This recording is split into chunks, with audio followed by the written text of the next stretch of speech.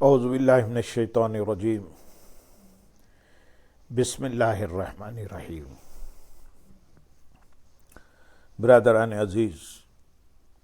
آج کی اس نشست میں احادیث نبی صلی اللہ علیہ وسلم بیان کرنے کی سعادت حاصل کی جائے گی۔ اللہم صلی علی سیدنا محمد وعلی آل سیدنا محمد وبارک وسلم۔ سیدنا عائشہ رضی اللہ تعالیٰ عنہ بیان کرتی ہیں کہ میں ایک اونٹ پر سوار تھی جس میں ذرا سختی تھی، اس لیے میں نے اسے مارنا شروع کر دیا تو نبی کریم صلی اللہ علیہ وسلم نے فرمایا، نرمی کو لازم پکڑو، کیونکہ نرمی جس چیز میں ہوگی اسے یہ خوبصورت بنا دے گی، اور جس چیز سے یہ چھین لی گئی اسے بدنما کر دے گی۔ جناب ابو نضرہ رحمۃ اللہ علیہ بیان کرتے ہیں کہ ہم میں سے ایک شخص جس کا نام جابر یا جویبر تھا، اس نے بیان کیا کہ مجھے سیدنا عمر رضی اللہ تعالیٰ عنہ کے دور خلافت میں ان سے ایک بڑا کام پڑا۔ میں رات کے وقت مدینہ پہنچا، صبح ہوئی تو ان کی خدمت میں حاضر ہوا۔ مجھے اللہ کی طرف سے سمجھ، راوی اور گفتگو کا طریقہ و سلیقہ عطا فرمایا گیا تھا۔ سمجھداری اور گفتگو کا طریقہ و سلیقہ عطا فرمایا گیا تھا۔ میں نے دنیا کا ذکر شروع کر دیا اور اسے اس قدر قرار دیا کہ دنیا کسی چیز کے برابر نہیں۔ سیدنا عمر رضی اللہ تعالیٰ عنہ کے پہلو میں ایک آدمی تھا جس کے بال بھی سفید تھے اور کپڑے بھی سفید تھے۔ جب میں اپنی بات سے فارغ ہو گیا تو انہوں نے کہا، تمہاری تمام باتیں ٹھیک ہیں سوائے دنیا کی تذلیل کے جو تم نے کی۔ کیا جانتے ہو کہ دنیا کیا ہوتی ہے؟ بے شک دنیا ہماری آخرت کے سفر کا توشہ ہے، اور اسی میں ہمارے وہ اعمال ہیں جن کا ہمیں آخرت میں صلہ ملے گا۔ راوی نے کہا، پھر اس نے دنیا کے بارے میں اپنا موقف ظاہر کیا جو مجھ سے زیادہ جاننے والا تھا۔ میں نے عرض کیا، اے امیر المومنین، آپ کے پہلو میں بیٹھا ہوا آدمی کون ہے؟ آپ نے فرمایا، یہ سید المسلمین ابی بن کعب رضی اللہ تعالیٰ عنہ ہیں۔ جناب سیدنا انس بن مالک رضی اللہ تعالیٰ عنہ بیان کرتے ہیں کہ نبی کریم صلی اللہ علیہ وسلم نے فرمایا، اگر قیامت قائم ہونے لگے اور تم میں سے کسی کے ہاتھ میں کھجور کے درخت کا پودا ہو تو اگر اس سے ہو سکے تو قیامت قائم ہونے سے پہلے اس پودے کو لگا دے۔ جناب ابو داؤد رحمۃ اللہ علیہ بیان کرتے ہیں کہ مجھے سیدنا عبداللہ بن سلام رضی اللہ تعالیٰ عنہ نے فرمایا، اگر تو سن لے کہ دجال کا خروج ہو چکا ہے اور تو زمین میں کھجور کا پودا لگا رہا ہو تو اسے ٹھیک ٹھیک لگا دینا، جلدی نہ کرنا، کیونکہ لوگوں کے لیے اس کے بعد بھی زندگی ہے۔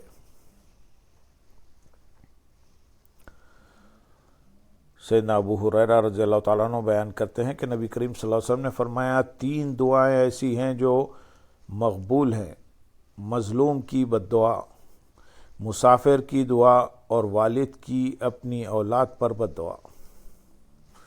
اللہم صلی علی سیدنا محمد وعلی آل سیدنا محمد وبارک وسلم۔ سیدنا جابر رضی اللہ تعالیٰ عنہ بیان کرتے ہیں کہ انہوں نے نبی کریم صلی اللہ علیہ وسلم سے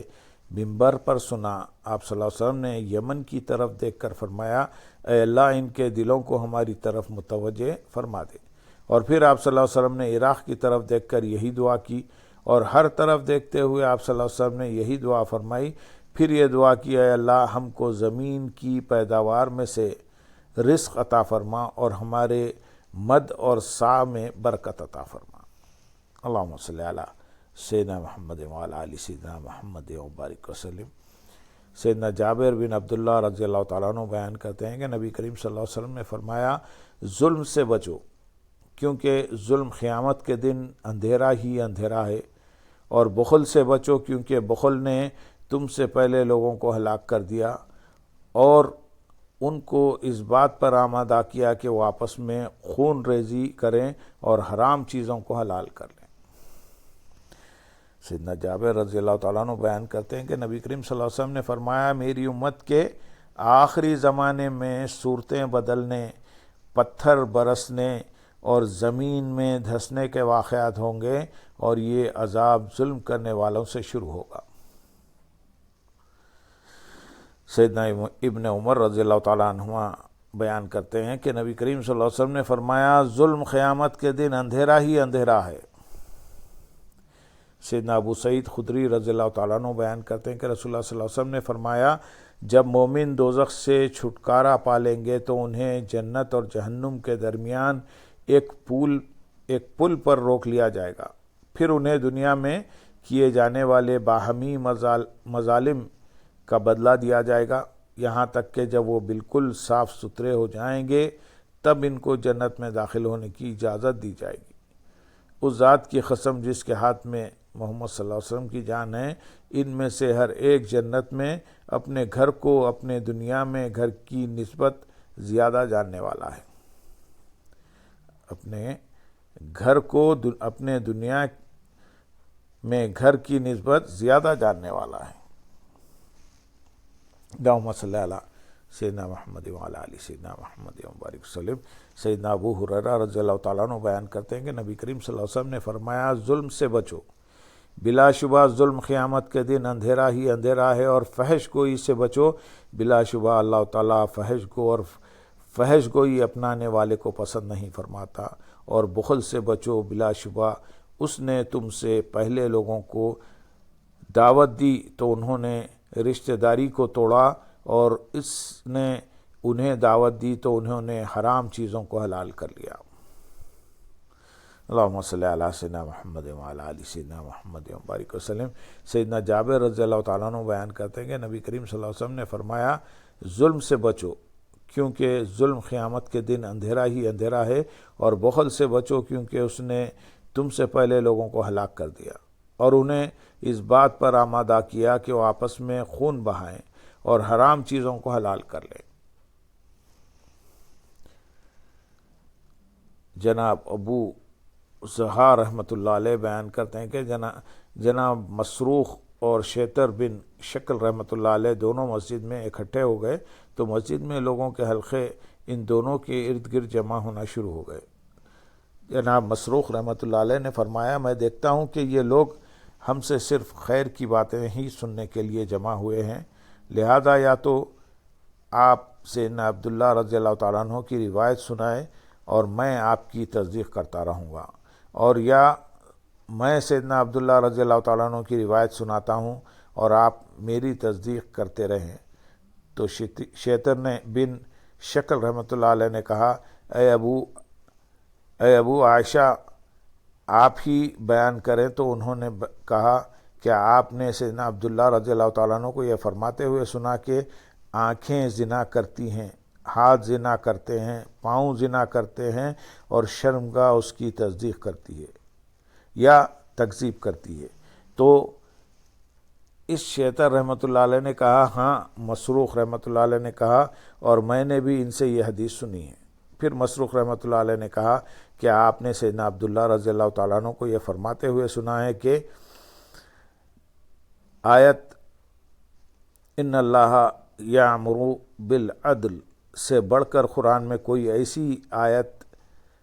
ایسی جامع آیت نہیں جس نے حلال و حرام اور امر و نواہی کو جمع کر دیا ہو۔ شیطر بن شکل رحمۃ اللہ علیہ نے کہا ہاں۔ مسروق رضی اللہ تعالیٰ عنہ نے کہا میں نے بھی ان سے یہ حدیث سنی ہے۔ پھر مسروق نے کہا کیا آپ نے سیدنا عبداللہ کو یہ فرماتے ہوئے سنا ہے کہ قرآن میں کوئی آیت وَمَن يَتَقِ اللَّهَ سے بڑھ کر ایسی نہیں جس پر عمل کرنے سے کشادگی کی راہ کھل جائے؟ تو شیطر بن شکل رحمۃ اللہ علیہ نے کہا ہاں۔ مسروق نے کہا اور میں نے بھی ان سے یہ حدیث سنی ہے۔ پھر مسروق رحمۃ اللہ علیہ نے کہا کیا آپ نے سیدنا عبداللہ رضی اللہ تعالیٰ عنہ کو یہ فرماتے ہوئے سنا ہے کہ قرآن میں کوئی آیت یا عبادی الذین سے بڑھ کر نہیں ہے جو بندوں کو تفویض سکھاتی ہے تو شیطر رحمۃ اللہ علیہ نے کہا ہاں، مسروق رحمۃ اللہ علیہ نے کہا اور میں نے بھی ان سے یہ حدیث سنی ہے۔ اللہم صلی علی سیدنا محمد وعلی آل سیدنا محمد وبارک وسلم۔ سیدنا ابو ذر رضی اللہ تعالیٰ عنہ بیان کرتے ہیں کہ نبی کریم صلی اللہ علیہ وسلم اللہ تبارک و تعالیٰ سے روایت کرتے ہیں، اللہ تعالیٰ نے فرمایا، اے میرے بندو، بے شک میں نے اپنے اوپر ظلم کو حرام کیا ہے اور تمہارے درمیان بھی اسے حرام قرار ٹھہرایا ہے، لہذا آپس میں ایک دوسرے پر ظلم نہ کرو۔ اے میرے بندو، بے شک تم رات دن خطائیں کرتے ہو اور میں گناہوں کو بخشتا ہوں اور مجھے کوئی پرواہ نہیں، لہذا تم مجھ سے مغفرت طلب کرو، میں تمہیں بخش دوں گا۔ اے میرے بندو، تم سب بھوکے ہو سوائے ان کے جن کو میں کھلاؤں، لہذا تم مجھ سے کھانا مانگو، میں تمہیں کھانے کے لیے دوں گا۔ اے میرے بندو، تم سب ننگے ہو سوائے ان کے جنہیں میں پہنا دوں، لہذا تم مجھ سے لباس مانگو، میں تمہیں لباس پہنا دوں گا۔ اے میرے بندو، بے شک اگر تمہارے اول و آخر اور تمہارے جن و انس تم میں سے سب سے زیادہ متقی بندے کی طرح ہو جائیں تو یہ تقوی میری بادشاہت میں ذرا برابر بھی اضافہ نہیں کرے گا، اور اگر تم سب زیادہ بدکار شخص کی طرح ہو جاؤ تو یہ بدکار ہونا میری بادشاہت میں